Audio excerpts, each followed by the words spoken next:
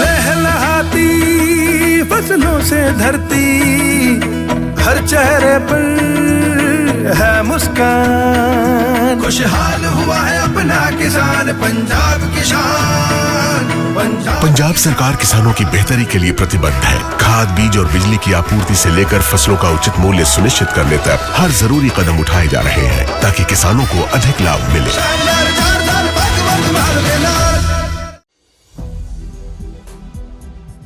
नमस्कार, आप देख रहे हैं 4 PM और मैं हूं आपके साथ सिमरन। दोस्तों, मिडिल ईस्ट में बिछी खूनी बिसात पे अब अचानक एक्टिव हुए हैं। उनकी कल्पना भी किसी ने नहीं की थी। अभी तक ट्रंप और नेतन्याहू ईरान को नस्ते नाबूद करने का ख्वाब देख रहे थे, लेकिन अंदर खाने से जो खबर सामने आई है उसने सबको चौंका दिया है। ट्रंप और नेतन्याहू के अपने कुनबे में ही लट्ठा लट्ठी शुरू हो गई है। अमेरिकी उपराष्ट्रपति जेडी वेंस और इजरायली प्रधानमंत्री बेंजामिन नेतन्याहू के बीच ऐसी ठनी है कि वॉशिंगटन से तेल अवीव तक हड़कंप मचा है। लेकिन आज की सबसे सनसनीखेज खबर पाकिस्तान से है। जंग के बीच अचानक पाकिस्तान इजरायल पे इस कदर भड़क गए हैं कि उसने कूटनीतिक मर्यादाओं की धज्जियां उड़ा दी है। आखिर पाकिस्तान ने ऐसा क्या कर दिया है कि नेतन्याहू की रातों की नींद उड़ गई है? और क्या यूएई ने अपने बरसों पुरानी अरब पहचान को ताक पे रख के अमेरिका के साथ इस हवस की जंग में हाथ मिला लिया है? आज की इस विशेष रिपोर्ट में इन अहम मुद्दों पे हम आपके साथ तगड़ी वाली चर्चा करने वाले हैं। दोस्तों, सबसे पहले बात करते हैं इजराइल और पाकिस्तान के बीच शुरू हुई इस जुबानी जंग की।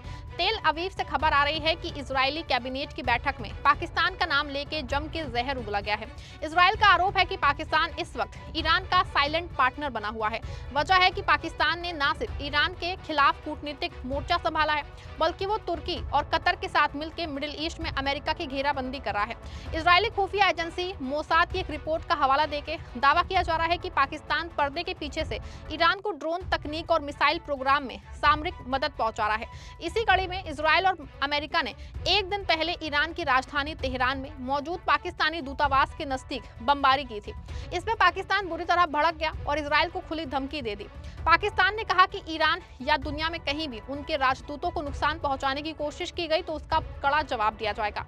पाकिस्तान स्ट्रेटेजिक फोरम के बयान में कहा गया है कि इजराइल को याद रखना चाहिए कि पाकिस्तान कोई कतर नहीं है।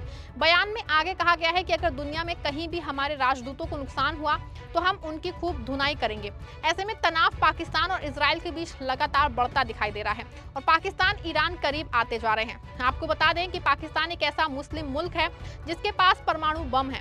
ऐसे में नेतन्याहू की चिढ़ आप समझ सकते हैं। उन्हें कहीं ना कहीं ये डर जरूर सता रहा है कि अगर पाकिस्तान जैसा परमाणु संपन्न मुल्क ईरान के पीछे चट्टान की तरह खड़ा हो गया तो इजराइल का अजेय होने का भ्रम टूट जाएगा। पाकिस्तान ने साफ कह दिया है कि वो किसी भी सूरत में ईरान के परमाणु रिएक्टरों पे हमला बर्दाश्त नहीं करेगा। आपको बता दें, पूरे मामले में सबसे अहम बात है कि इजराइल पाकिस्तान से इसीलिए जला हुआ है क्योंकि पाकिस्तान ही वो मुल्क है जो ट्रंप और ईरान को नजदीक ला रहा है। पाकिस्तान पिछले कई दिनों से इस कोशिश में है कि इस्लामाबाद में ईरान और अमेरिका के बीच बातचीत हो सके। इसके लिए पाकिस्तान ने न सिर्फ ट्रंप को मना लिया है बल्कि अमेरिकी उपराष्ट्रपति जेडी वेंस को भी इस पे राजी कर लिया है। वो इस्लामाबाद आके तेहरान के आला अफसरों से बातचीत करेंगे। दोस्तों, यही वजह है कि आज पाकिस्तान के प्रधानमंत्री शहबाज शरीफ ने ईरान के जो है राष्ट्रपति मसूद पेजेश्कियान से फोन पे बात की करीब 1 घंटे तक।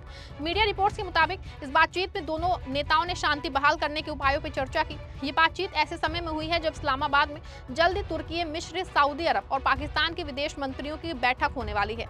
इस दौरान रीजन में बढ़ते हुए जो है तनाव को कम करने और कूटनीतिक समाधान तलाशने पर जोर दिया जाएगा।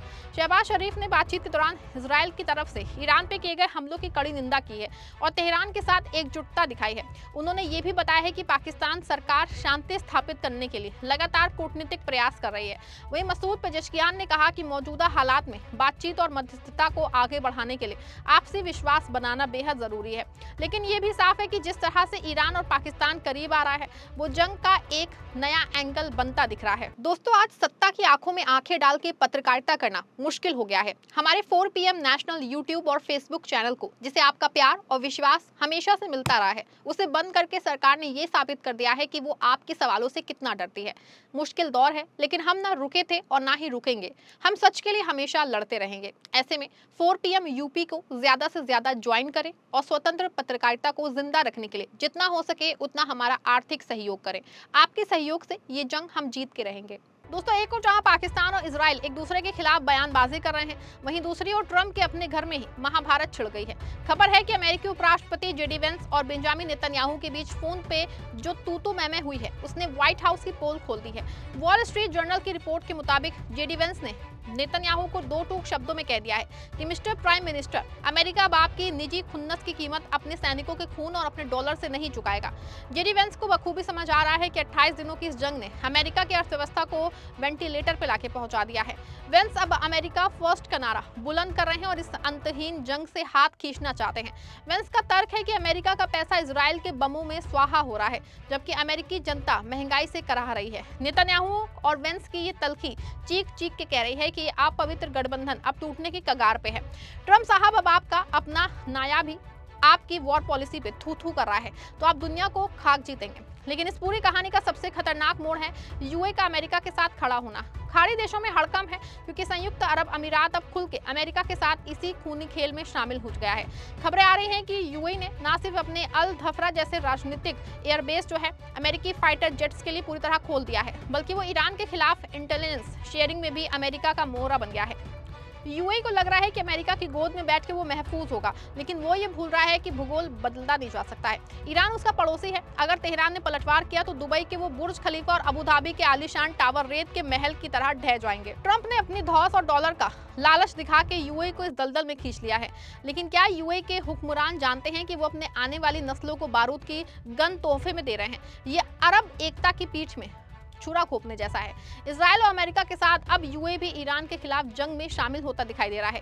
मीडिया रिपोर्ट्स के मुताबिक पिछले 3 हफ्तों में ईरान ने यूएई पे 2200 से ज्यादा मिसाइल और ड्रोन हमले किए हैं। हालांकि यूएई की मजबूत एयर डिफेंस सिस्टम ने 95% से ज्यादा हमलों को नाकाम कर दिया है। ईरान पहले ही साफ कह चुका है कि अगर ऐसा हुआ तो वो यूएई के ऊर्जा प्लांट, न्यूक्लियर साइट्स और अन्य अहम ठिकानों को तबाह कर देगा। यूएई और ईरान के बीच तनाव नया नहीं है। दोनों के बीच अबू मूसा जैसे आइलैंड को लेकर के पुराना विवाद है जो 1971 से ईरान के कब्जे में है। लेकिन ईरान के इस्लामिक रिवोल्यूशनरी गार्ड कॉर्प्स ने दावा किया है कि उसने दुबई में एक ठिकाने पे हमला किया है जहां यूक्रेन का एयर डिफेंस सिस्टम मौजूद था। ईरानी अधिकारियों के मुताबिक इस ठिकाने का इस्तेमाल जो है अमेरिकी सेना की मदद के लिए किया जा रहा था। ईरान की इमरजेंसी कमांड की तरफ से जारी बयान में कहा गया है कि हमले के समय वहां 21 यूक्रेनी नागरिक मौजूद थे और इस ऑपरेशन में पूरे कैंपस को तबाह किया गया है।